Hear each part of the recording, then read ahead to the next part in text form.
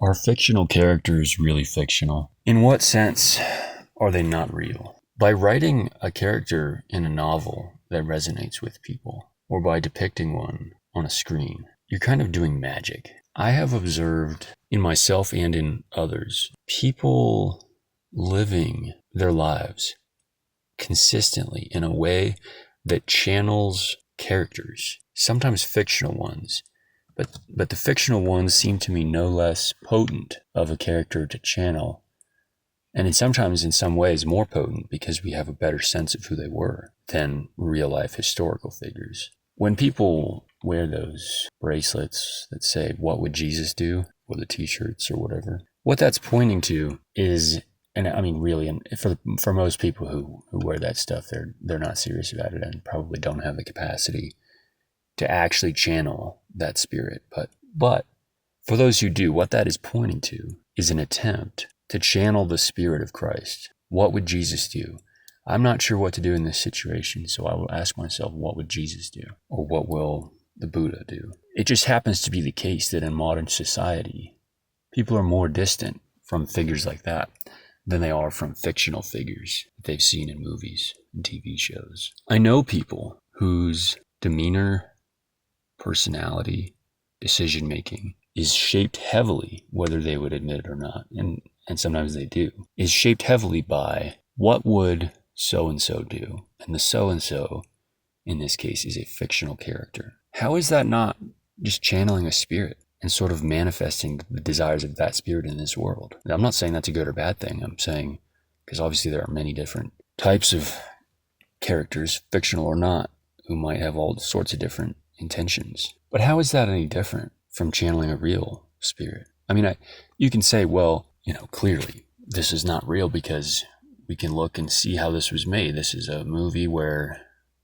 people got a bunch of cameras and, wrote a script and staged a bunch of activities in front of the cameras, and the actors are pretending to be people that they're not, and the people they're pretending to be do not exist. Really? Are you sure they don't exist? Really consider that. Go look at interviews where actors talk about acting and see how they talk about the characters that they're playing. In their interactions with the director or with other people, you will often see them saying something like, "I just don't think my character would do that."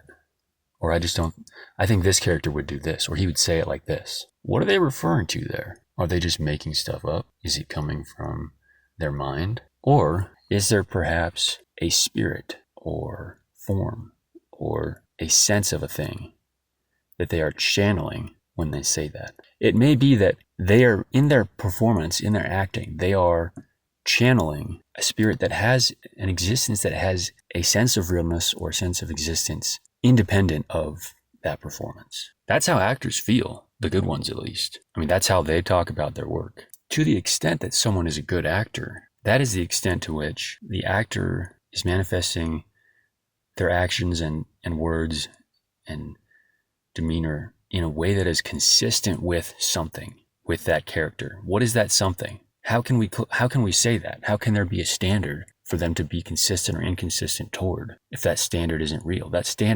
Clearly that standard exists. And so what is that? You're channeling something there. You can say, Tolkien, you can say these characters that he wrote about, he made them up. They did not exist before he wrote them down on a piece of paper. There's a sense in which that may be true, but once he did conceive of them, once they were on paper and other people read it, and then later they made movies about it, once all of that happened, in what sense are these characters not real? In what sense is the spirit or nature of each of these characters any less real than that of mine or yours? If I am in a situation and I ask myself, what would Aragorn do in this situation? How would he respond? What would he say? Would he say anything? And if I follow that as a rule, what can be said that I'm doing other than that I'm manifesting the idea or the spirit of Aragorn into the physical world? And that idea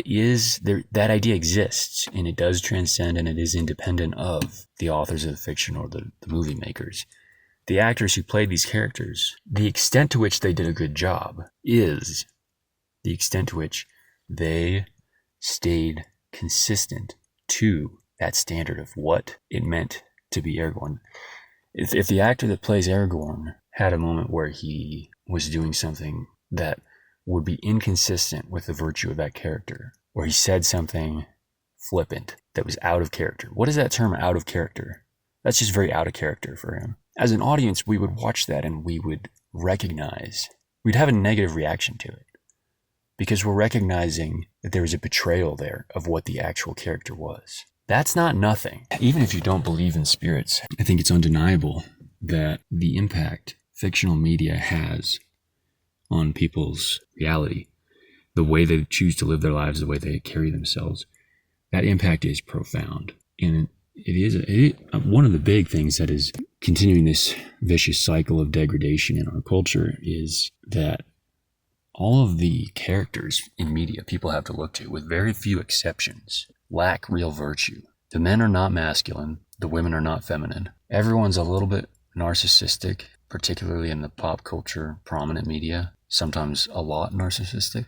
And people see those attributes on display and they emulate them because that's all they have to emulate. It's like, I mean, you can say that these fictional characters are fictional. You can say that they're not real, I suppose, in the same sense that you can say free will is not real, which is that if you're operating purely in the mind and don't really have a strong desire for truth, yes, you can make that sound argument that it's not real. But in a sense that is more true, in a sense that has more account for wisdom, these things are very real, as is free will. I mean, I don't particularly like the term as if free will, this idea that reality behaves as if free will were real, even though it's not, and therefore we should act as though it is. I think there's probably some mental fuckery going on with that.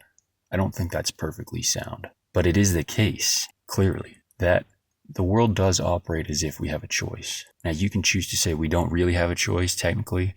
I don't really care about the technicality. I care about living in the world that I live in. And in that world, fictional characters are real. And it strikes me that they may be playing a very similar role for us as modern people in a liberal society that the ancient gods and demigods played for people in antiquity.